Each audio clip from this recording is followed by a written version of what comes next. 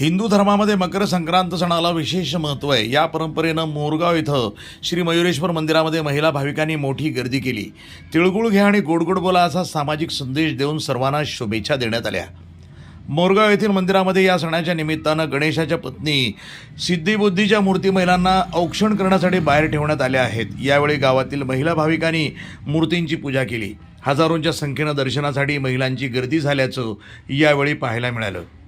सामाजिक परंपरेनुसार या पूजेसाठी हळदी कुंकू यासह विविध प्रकारचे शेतातील उत्पादनं प्रतिकात्मक ओवसा म्हणून वापरली जातात। मकर संक्रांत हा महिलांमध्ये सौभाग्याचा सण म्हणून याकडे पाहिलं जातं।